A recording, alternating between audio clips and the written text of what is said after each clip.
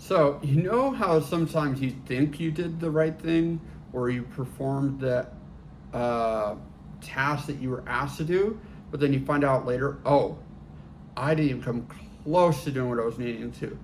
Well, that just happened right now. I was using this little device to try to, what's it called? Remote record, where it clicked on my phone and then it clicked again to be able to start and then stop the video. Apparently, it didn't do that. So, for the last 15 minutes, I was recording thin air, or more precisely, not recording anything, because thin air would have been more entertaining than an empty void. So, that was fun. To give you a brief recap on what I was trying to cover within that video that now no longer exists, I was just going over how sometimes you can get into the groove of things when it comes to things like public speaking if you have practice, if you understand the scope of consequences that exist within those things, whether it be in an academic environment like in your middle school, high school, or whatever the equivalent is in other countries outside of America. Sorry, it could get a little confusing to keep track of academic terminology in that case. But I was mainly trying to cover how it can be a bit difficult to get your footing when it comes to being able to speak to people, especially in a public setting that's beyond just a basic conversation with one or two people. But the fact is, we're always trying to simulate that conversation when it comes to online platforms or when it comes to speaking in front of a crowd, because it's the same kind of dynamic. The only difference is the level of distribution of what you're talking about. And obviously, you're a lot more careful with those words and what you discuss in the setting of it being public with a lot of people that can access to be able to see that information that you're presenting at that time, compared to if it's just a private conversation between you and a couple other people. But yeah, I mean, sometimes you just have to understand these are the consequences of what would happen in the worst case scenario that would exist when it comes to public speaking. And as long as you understand that and you're willing to figure out what is a way that I can attack this, it makes it a lot easier to be able to handle it in the future, am I right? I mean, I'm trying to just talk to a camera, obviously. I know, meta, yada yada, but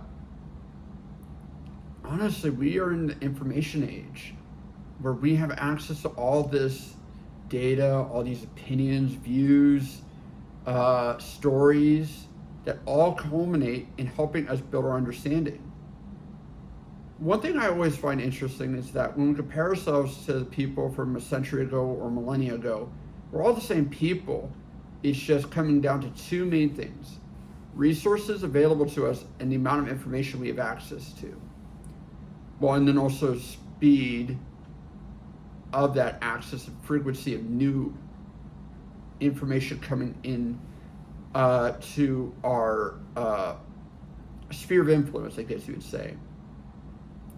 And it's just always so fascinating for me to be able to just think about the fact that we have access to centuries and millennia of knowledge that required countless sacrifices, countless struggles to be able to reach the point where I could be able to know about quantum physics, where I could be able to know about the history of it, the rise and fall of empires across the planet, along with what it was like to be a person living in 4th century Rome or something like that. It could be pretty amazing when you think about all the different things that we have access to and all the different things that we're capable of now.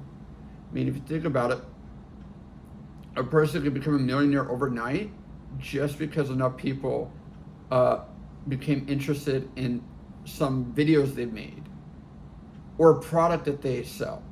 It's nuts. You can become as well.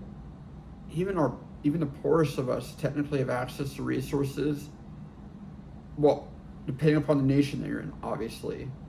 But we have access to resources that an emperor would have been jealous of 1,000 years ago. I don't know. It's just cool to think about. I'm going to leave it there, but I do have this one question. What do you have today that you take for granted that 1,000 years ago would have been seen as profound privilege to have access to? Put in the comments down below, or I guess send it to talk it out amongst each other.